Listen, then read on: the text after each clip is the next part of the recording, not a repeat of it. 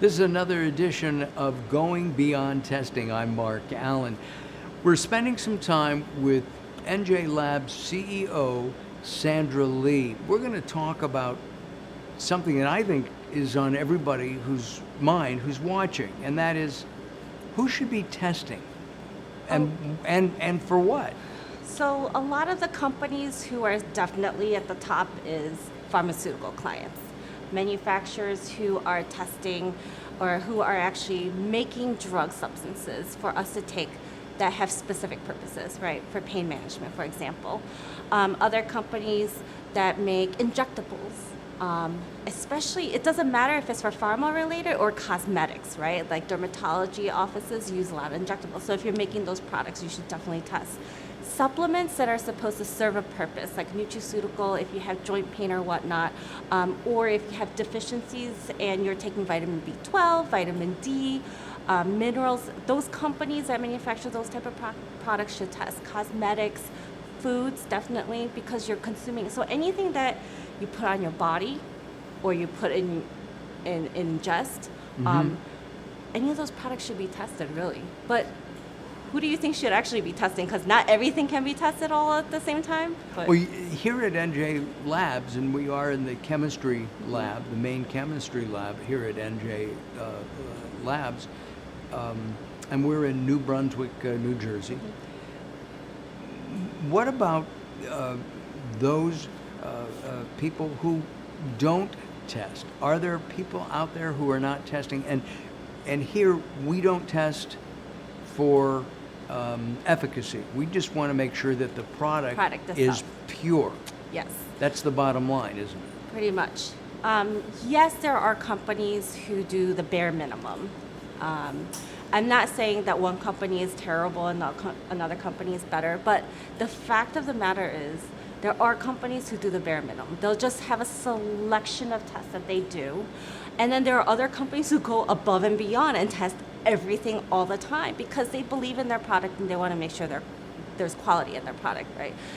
So it's not that they have to or they don't have to. There are regulations to follow. And companies should be inspected by FDA. You know, if you are a testing laboratory like us, we get inspected by and audited by our clients too. So they should know that what we do. They usually ask us. I'm sorry. The clients, and you mentioned this in another episode, and we should talk about that here. How does a company audit you? What do they do? So any company that we work with, we highly encourage them to come and see what we do.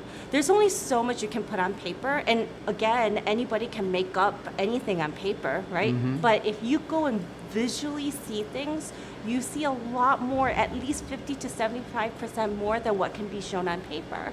You get to see for yourself if there's integrity in that company. You get to see for yourself the systems that they have. It's harder to hide things when you're on site.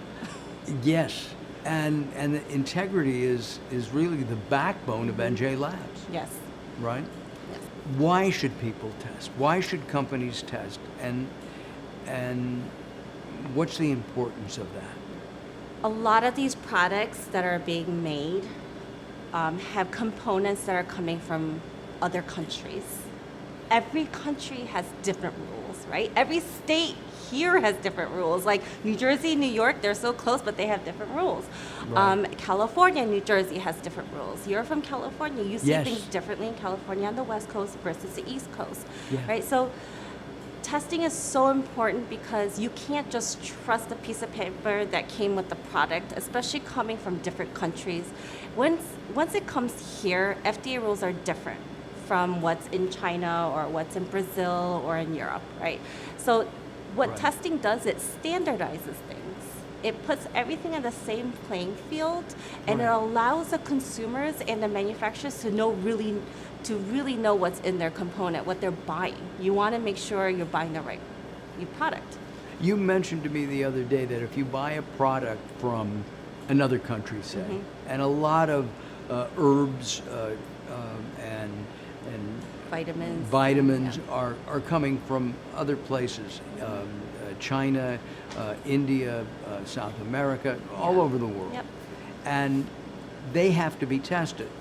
Right. But you suggested that possibly their testing is minimal as it comes into the U.S. Yes. Because we physically can't go to China to inspect their manufacturing company or their testing laboratory, we really rely on their certificate of analysis. Certificate of analysis tells us the company, the lot, because each batch is unique, right? What kind of test they did, the specifications, if it passed, failed, what the results are. Now, this piece of paper that comes with every component that we buy, especially supplements or even pharmaceutical ingredients, should technically be verified, right? Once it comes here, the distributor or even the people who are buying it directly to manufacture their products, they should verify that what the piece of paper states is actually true. And one of the things that you told me the other day is that, there may be three different companies. There's a company A, they're the ones who say, we've developed a product. We've combined C and D, okay, as an example. And then they don't manufacture it, so they go to a contract manufacturing company, Yes. right? And then there's the third is the distributor. You told me that all three are responsible, but number one, the guy, the people who developed that product are most responsible. Yes. Regulations state that whoever owns that product, whoever is the owner of that formula, is responsible from top to bottom, right? You say, well, I hired a CMO, I hired a contract manufacturing company to handle the manufacturing for me. They should be responsible. No, but you yourself need to go and audit them. You yourself need to approve of all of their actions and who they also partner with. You need to have a say in where they purchase the materials. Are those materials good? Are they quality? Are there impurities? How are they being tested? As well as the finished product, once it's already in the finished bottle or packaging, that should also be tested to make sure that during that process, nothing's been compromised. And if that CMO, that contract manufacturer, hires a third-party laboratory, again, it really goes back to the very beginning. Who owns that product? You are still responsible for knowing who your laboratory is. So when you come in, we talked about this in one of our episodes. If I had a product and I needed to come in, my chemistry was really bad, okay? You have a degree in chemistry and you've taught chemistry. How do I know? Do you explain what's going on as you analyze the product start to finish? Yes, especially if there's issues, right? We always share with the client what kind of method we're going to use.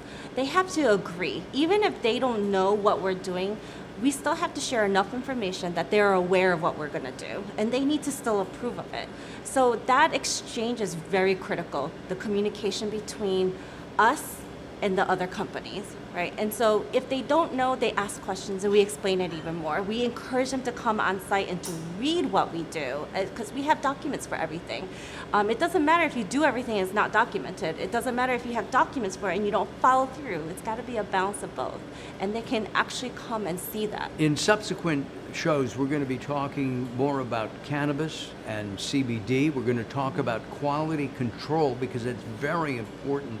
And we're also going to talk about the fact that we're all consumers. We're all the end consumer and what that means, because if you're taking supplements, nutraceuticals, and giving them to your family, you want to know that you're doing something good for your family as well as other families too. This is Going Beyond Testing. I'm Mark Allen, and if you want information, if you want to come and visit NJ Labs, visit our website. It's on your screen right now. We'll see you next time.